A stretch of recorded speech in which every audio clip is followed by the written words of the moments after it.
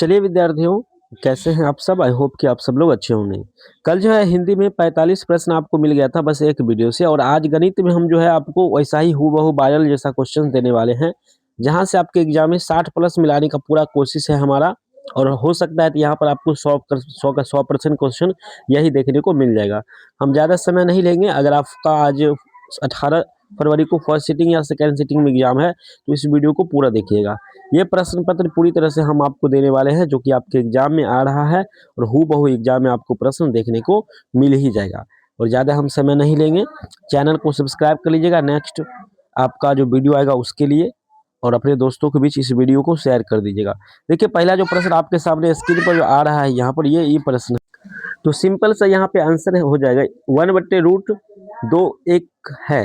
ये देखिए, जब √2 आ गया है, ये पूर्ण वर्ग नहीं हो सकता है, तो ये भाई आपका अपरिमेय संख्या हो जाएगा। बिल्कुल राइट आंसर आपका यहाँ पे लग गया है।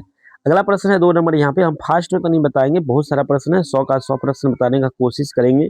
यदि अल्फा तथा बीटा बहुपद इतना के शून्य है तो अल्फा इंटू बीटा का मान क्या हो जाएगा? तो 2 नंबर का आंसर जो आपको याद रखना है वो हो जाएगा आपका 3। अल्फा इंटू बीटा का मान वैसे भी होता है C/A होता है, तो C का मान यहाँ पर 3 है, A का मान 1 होता है, तो 3/1 आंसर होगा। यानी सिंपल सी बात है, 3 आंसर हो जाएगा। आगे बात करते हैं, यहाँ पे आपका है बहुपद 4x² प्लस 5√2x-3 के शून्य कौन से होंगे? तो 3 नंबर का जो आंसर होगा यहाँ पर वो हो जाएगा आपका ऑप्शन नंबर C हो जाएगा, बिल्कुल याद रखेंगे। चलिए 4 नंबर प्रश्न है, यदि दो संख्याओं का गुणनफल 15 से 70 और उनका मौसा 23 है तो उनका लौसा क्या होगा? प्रश्न सेम पैटर्न पर रहेगा। 4 नंबर का जो आंसर होगा ऑप्शन नंबर ए हो जाएगा 690। 5वां प्रश्न है, यदि ए बराबर इतना और बी का मान इतना तो मौसा ए बी का मान कितना होगा? तो 5 का आंसर हो जाएगा B4 बेस्ट आंसर। 180 की ओर हम लोग चले जाएंगे, बिल्कुल रूप से 100% सही आंसर है। छठा है, निम्नलिखित में से कौन बहुपद नहीं है? देखिए, बहुपद नहीं हुआ है तो आपका ऑप्शन सी हो जाएगा, क्योंकि x जो बट्टे में है ऊपर जाएगा तो ये माइनस में पावर इसका आ जाएगा, और ऋणात्मक जो होता है वो हमेशा क्या होता है? बहुपद नहीं हो सकता है। 7वां प्रश्न है, सभी निकायों में x + 2y - 8 = 0 तथा 2x + 4y = 8 का हल कैसा होगा? तो इसका हल अनंत हो जाएगा, नहीं बहुत सारा हल इसका हो जाएगा। ऑप्शन B4 बेस्ट आंसर 7 का हो जाएगा। 8वां क्वेश्चन है, यदि किसी द्विघात बहुपद के शून्यकों का योगफल 4 और गुणनफल इतना है तो द्विघात बहुपद क्या होगा? देखिए, यहाँ पर तुम्हारे पास अल्फा प्लस दिया हुआ है, अल्फा इंटू बीटा दिया हुआ है, 4 दिया हुआ है, एक मान 1 दिया हुआ है। अब आपको द्विघात बहुपद निकालना है। सूत्र आपको लगाना है x² - alpha plus beta into x plus alpha into beta. ये वाला फॉर्मूला लगा देना है, तो आपका आंसर यहाँ पर निकल जाएगा B4 बेस्ट आंसर, 8 नंबर का आंसर। ठीक है। 9 नंबर प्रश्न है, यदि समीकरण निकाय इतना का इतना एक अद्वितीय हल है तो यहाँ पर k का मान क्या हो जाएगा? यानी हम k की जगह पे क्या रखेंगे जिससे ये अद्वितीय हल हो जाएगा? तो आंसर हम लोग यहाँ पर k का मान जो है 0 के बराबर होना, 0 के बराबर नहीं होना चाहिए। आपका B4 बेस्ट आंसर हो जाएगा। 10वां प्रश्न, निम्नलिखित में से कौन द्विघात समीकरण है?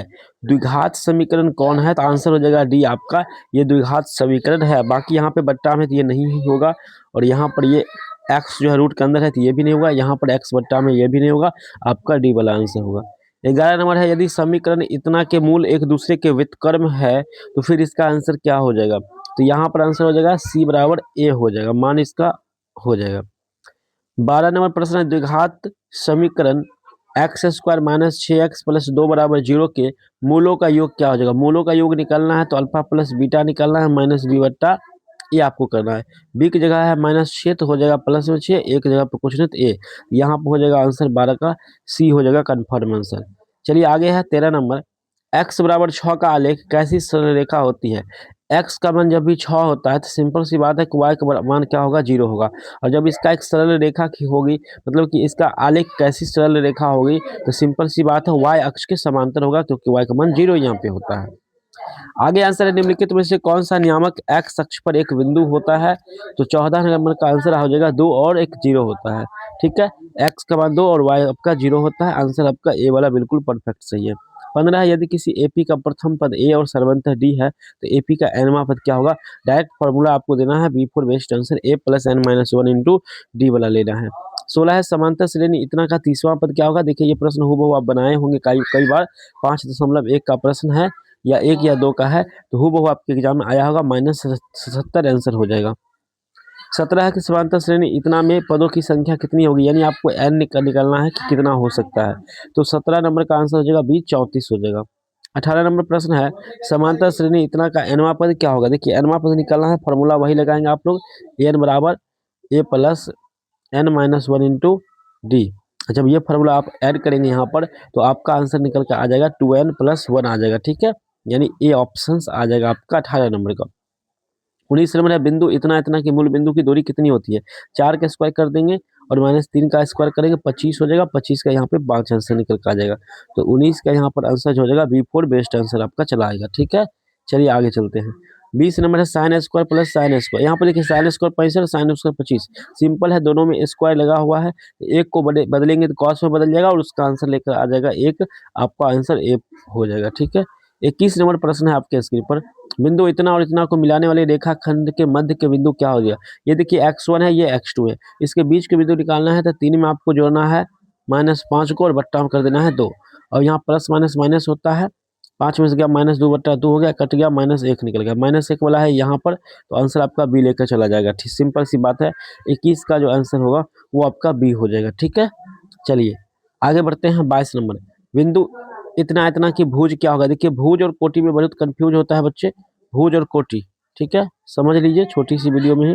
देखिए 22 नंबर का आंसर पहले हम आपको बता देते हैं। 22 नंबर का यहाँ पे भुज पूछा है तो -3 हो जाएगा।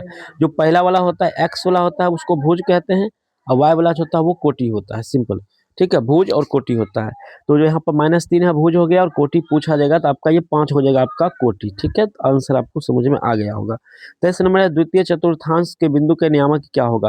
द्वितीय में क्या होता है, देखिए यहाँ पर स्पष्ट है कि ये आपका ये गलत बनाई हुई है बच्चे, ठीक है, ये गलत है। ऐसे होता है आपका, पहला में प्लस प्लस होता है, दूसरा में होता है आपका माइनस प्लस होता है, तीसरा में माइनस माइनस, चौथा में होता है प्लस माइनस। तो यहाँ पर आपका है द्वितीय चतुर्थांश से माइनस प्लस होना चाहिए, तो माइनस प्लस वाला ऑप्शन है बी, तो B4 बेस्ट आंसर में आपका चला जाएगा। आई होप आप समझ गए होंगे।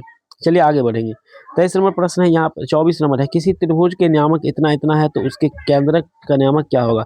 सिंपल सी बात है, x1 x2 x3 है, जोड़ करके आपको 3 से भाग देना है, देन आपका आंसर जो निकल कर आएगा वो निकल कर आएगा आपका -2 और -1। 25 है उस त्रिभुज ABC का समकोण त्रिभुज है जिसमें C का मान 90 डिग्री है तो cos A + B का मान क्या होगा। तो 25 का जो आंसर हो जाएगा ऑप्शन नंबर ए हो जाएगा, 0 हो जाएगा। आगे बढ़ेंगे। 26 से 28 सेंटीमीटर व्यास वाले वृत्त की परिधि ज्ञात करिए। वृत्त की परिधि ज्ञात करना है, 2πr फार्मूला लगाना है, 2πr फार्मूला लगाएंगे, व्यास इतना है तो इसका त्रिज्या निकालेंगे तो 14 सेंटीमीटर हो जाएगा। अब यहाँ पर 2 × 22/7 करेंगे आप लोग, और r का मान आपको 14 देना है, काटेंगे आपको 2 बार में कट जाएगा, 22 × 44, 44 दूनी 88, सिंपल बात है, B4 बेस्ट आंसर आपका चला जाएगा। चलिए आगे बढ़ते हैं। 26 नंबर 26 नंबर प्रश्न हो गया 27। वृत्त की सबसे लंबी जीवा क्या होती है। सबसे लंबी जीवा हम लोग व्यास को कहते हैं, ठीक है। वृत्त की सबसे बड़ी जीवा जो होती है उसको हम लोग व्यास कहते हैं, ऑप्शन B4 बेस्ट आंसर। 28 है tan theta into cot theta. जब भी tan थीटा और कॉट थीटा को आ जाएगा वैल्यू आपका एक निकल कर आ जाएगा। जैसे कि आप देख सकते हैं साइन थीटा है और इंटू कर दीजिएगा कॉसेक थीटा, क्योंकि दोनों एक उल्टा होता है, तो भी एक आंसर हो जाएगा।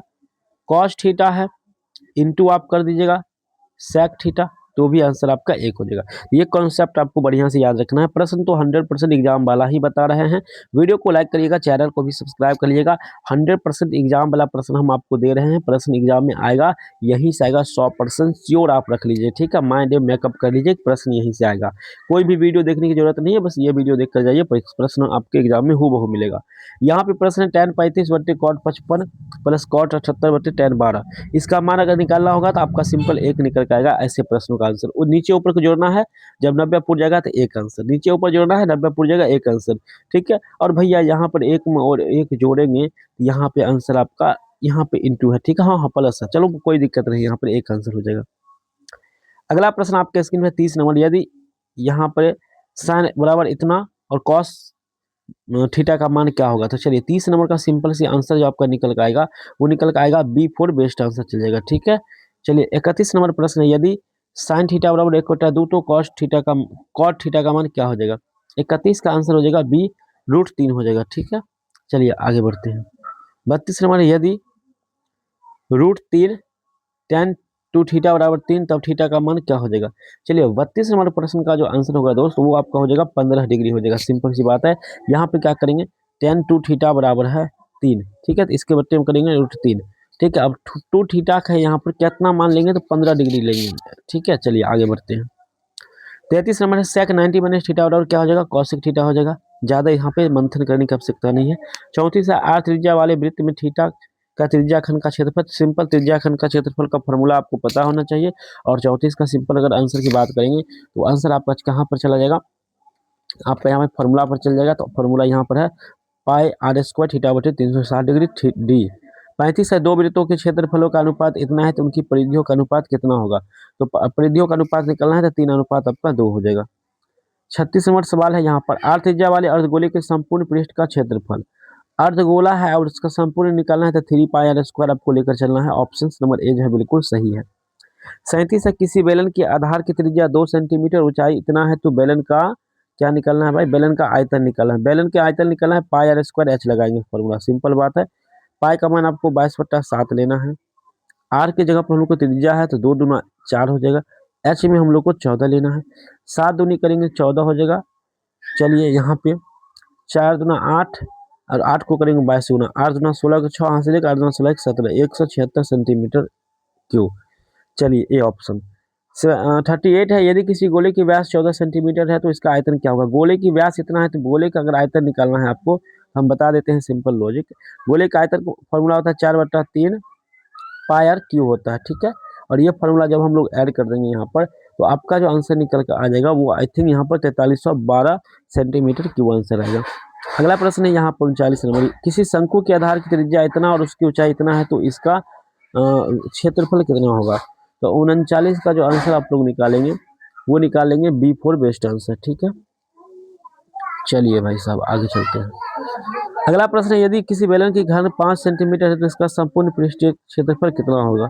देखिए यहाँ पे घन की बात हो रहा है और घन के संपूर्ण पृष्ठीय क्षेत्रफल का होता है फॉर्मूला 6a² होता है। तो 40 नंबर का अगर आंसर की बात करेंगे तो ऑप्शन नंबर ए आपका हो जाएगा 150 सेंटीमीटर स्क्वायर हो जाएगा। अगला प्रश्न आपके स्क्रीन पर प्रथम 20 विषम प्राकृतिक संख्याओं का योग क्या होगा। 20 विषम प्राकृतिक संख्या पूछा है तो ज्यादा कुछ नहीं करना है, 20 का आपको स्क्वायर कर देना है और आपका आंसर यहाँ पे निकल कर आ जाएगा सी यानी 400 आंसर आ जाएगा, ठीक है। चलिए अगला प्रश्न है इतना का बहुलक क्या होगा। जो सबसे अधिक बार आया होगा वही बहुलक होगा। 3 आप देख रहे हैं कई बार आया है, यहाँ पर भी है, यहाँ पर भी है, यहाँ पर भी है, यहाँ पर भी है। तो आंसर आपका बी हो जाएगा।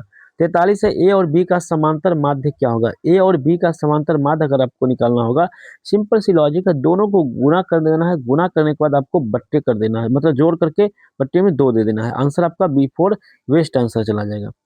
44 नंबर प्रश्न है ये किसी बरमवार्ता सारणी के माध्य बहुलक क्रमशः 28 और 16 है तब माध्यिका कितनी होगी। तो यहाँ पे माध्यिका अगर आपको निकालनी है तो आंसर आपको चला जाना है 24 की ओर। इस दोनों की माध्यिका निकालना है आपको, सिंपल सी बात है। यानी कहा रहा है कि माध्य और बहुलक क्रमशः इतना इतना दिया हुआ है। फॉर्मूला आपको लगाना है बहुलक बराबर याद होना चाहिए आपको फॉर्मूला 3 माध्यिका माइनस 2 माध्य होता है, 2 माध्य होता है। ये वाला फॉर्मूला लगाएंगे तो आपका यहाँ पर 24 सी वाला आंसर निकल कर आ जाएगा। 45 है इतना इतना का मध्य का क्या हो जाएगा। सिंपल बात है, इसको पहले बढ़ते क्रम लिखिए। 1 लिखेंगे, 2 लिखेंगे, 4 लिखेंगे, 5 लिखेंगे, 6 लिखेंगे आप लोग, 7 8 नहीं है 9 लिखेंगे। टोटल संख्या कितना है गिनती करेंगे 1 2 3 4 5 6 7। यहाँ कितना है 1 2 3 4 5 6 7, 7 3 इधर से छठो 3 इधर से, बीच वाले 5 को पकड़ो और आंसर आपका B4 बेस्ट आंसर चला जाएगा। चलिए आगे बढ़ते हैं। निम्नलिखित में से कौन सी संख्या एक घटना की प्रयोक्ता नहीं हो सकती है। घटना किसी भी घटना की प्रयोक्ता 1 से ऊपर नहीं हो सकता है, माइनस का नहीं हो सकता है। तो 1 से ऊपर तो आपको डेढ़ यहीं पर दिख जाते हैं। ये वाला आंसर मारिए, आगे बढ़िए। 47 निश्चित घटना की प्रयोक्ता हमेशा याद रखना था आपको ए होता है और ए ही होगा। चलिए आगे बढ़ेंगे। 48 नंबर है एक ठोस गोले की जिसकी त्रिज्या 9 सेंटीमीटर है पिघलाकर एक ठोस बेलन बनाया जाता है तो 9 सेंटीमीटर बेलन की ऊंचाई कितनी होगी। सिंपल सी बात है, जब इतना त्रिज्या था इसको पिघला करके एक ठोस बेलन बनाया गया है जो कि 9 सेंटीमीटर का है तो बेलन की ऊंचाई हमको ज्ञात करना है, यानी एच हमको निकालना है।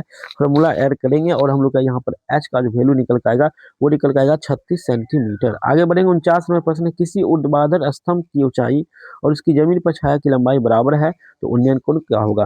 प्रिय बच्चे आप लोग वीडियो को पूरा देख रहे हैं, आगे शेयर करिए, दोस्तों के बीच भी शेयर कर दीजिए, ठीक है, ताकि किसी और भी लोग को सुविधा मिल जाए और प्रश्न तो यहीं से आपके मिलेगा, एग्जाम से आइएगा आप इस वीडियो को एक बार देखिए, याद रखिएगा कि इस वीडियो से कितना प्रश्न आया है और ज़रूर कमेंट में बताइएगा। यहाँ पर यदि ए और बी अभाज्य संख्या है तो ए और बी का मौसा कितना हो जाएगा। याद रखिएगा दो अभाज्य संख्या का मौसा जो होता है हमेशा कैसा होता है, प्रश्न वही पूछा है, बस थोड़ा सा यहाँ पे घुमा दिया है आपको, हमेशा एक होता है। दो अभाज्य संख्याओं का जो होता है मौसा हमेशा एक होता है। आगे बढ़ेंगे, 51 नंबर है, भाज्य संख्या इतना भाजक कितना है, तो ए बराबर बी क्यू प्लस आर में शेषफल आर के लिए कौन सा संबंध सही हो सकता है। देखिए आर के लिए जो संबंध सबसे बड़ा हो सकता है वो आर जो है कभी भी जो है यहाँ पर 0 से बड़ा हो सकता है या और बी से तो छोटा होगा ये, ठीक है, यानी भाजक से छोटा होगा, तो आंसर सी वाला सिंपल ले लो आप। 52 है, द्विघात समीकरण इतना के मूलों की प्रकृति कितनी हो। मूलों की प्रकृति आपको ज्ञात करना है, डी निकालना है, बी स्क्वायर माइनस 4ac निकालना है, ठीक है आपको, और फिर मूलों की प्रकृति आपको बताना है। तो 52 के यहाँ पे अवास्तविक हो जाएगा, सिंपल बात है। 53 है, यदि 30 डिग्री 3 थीटा बराबर 90 डिग्री तो cos थीटा का मान क्या हो जाएगा। 3 से 90 कटेगा 30 डिग्री होगा, थीटा 30, यानी cos 30 डिग्री का वैल्यू आपको निकाला है और √3/2। 53 का आंसर जो आपका सी की ओर भाग जाएगा आंसर। 54 नंबर है, यदि cos इतना इतना sin इतना होगा तो क्या होगा। यहाँ पर देखिए 54 का जो है आंसर हो जाएगा वो आपका B4 best answer cos beta हो जाएगा। 55 है, समीकरण x + y = 14 और x - y = 4 के हल क्या होगा। तो यहाँ पे 55 नंबर का सिंपल लॉजिक की बात आंसर करेंगे तो आपका x का मान 9 और y का मान 5 हो जाएगा, बी वाला आंसर आपका हो जाएगा। प्रश्न याद रखिएगा, हूबहू एग्जाम में आ सकता है। समरूप त्रिभुज इतना इतना का दिया है तो ए बी बट्टा डी और बी सी बट्टा एफ डी है, तब जो है इसका मान क्या होगा। यहाँ पे 56 का जो है आंसर सी हो जाएगा, कोण बी बराबर कोण डी हो जाएगा आपका। 57 नंबर है, त्रिभुज एबीसी में डी समांतर बीसी इस प्रकार है कि एडी बराबर इतना है, ये आपका थैलेसपरमेस है, ठीक है, ए इतना है, ए बी का मान आपको निकालना है। तो यहाँ पर जो है 57 का सिंपल सी बात करेंगे, B4 बेस्ट आंसर आपका चला जाएगा। क्वेश्चन के मान अगर सेम रहेगा तो आंसर सेम मार लीजिएगा। किसी घटना ई घटित होने की प्रायिकता पी है तो निम्नलिखित में से कौन सही है, आंसर डी होगा, ठीक है। 58 का आंसर आपका डी हो जाएगा। 59 है आपके, sine 60 cos 30 plus cos 60 sine 30 का मान कितना होगा। तो यहाँ पे 59 नंबर प्रश्न का आंसर हो जाएगा ए, आपका एक वाला आंसर हो जाएगा, ठीक है। चलिए आगे बढ़ते हैं। 60 नंबर है, बिंदु 5 6 की एक्स अक्ष से दूरी कितना हो जाएगा। सिंपल 5 का स्क्वायर 6 का स्क्वायर करेंगे, 25 और 36 को जोड़ देंगे और इसको रूट के अंदर कर लेंगे। उसके बाद जब हम लोग निकालेंगे 6 5 11 एक, यहाँ पे एक्स अक्ष से दूरी पूछा, अरे भैया एक्स अक्ष से दूरी पूछा है ना, यहाँ पर तो आंसर कुछ और हो जाएगा ना, एक्स के वैल्यू ले लेंगे 0 0 हो जाएगा वहाँ पे, ठीक है। चलिए ज़्यादा नहीं करेंगे, क्वेश्चन पेपर अगर आपको लेनी है तो इस नंबर पे कॉल मैसेज कर दीजिए व्हाट्सअप, आपको प्रश्न जब वायरल होगा तो आपको यहाँ पर दे दिया जाएगा। बाकी चैनल को सब्सक्राइब कर लीजिएगा और एक हम वेबसाइट आपको बता देते हैं, उस वेबसाइट पर जाइए और आपको जो है वहाँ पे आपको मिल जाएगा क्वेश्चन, ठीक है, मतलब कि अपलोड रहेगा क्वेश्चन पेपर, आपको मिल जाएगा। MNC क्लासेस आपको गूगल पे सर्च करना है और यहाँ वाले ये वेबसाइट पर आपको जाना है। देखिए सिंपल हम बता दे रहे हैं आपको, यहाँ जाना है, देखिए ये पर जो है सारा क्वेश्चन पेपर मिल जाता है। आपको क्या करना है, सिंपली यहाँ पर जो है तो सर्च का बटन मिल जाएगा आपको, ठीक है, सर्च वाला बटन आपको मिल जाएगा, वहाँ पे सर्च करके आप लोग क्वेश्चन पेपर को यहाँ बिहार बोर्ड वाले पर चले जाना है पहले, और आप नीचे जाएंगे तो यहाँ पे सर्च वाला मिल जाएगा, वहाँ क्लिक करके देख लीजिएगा।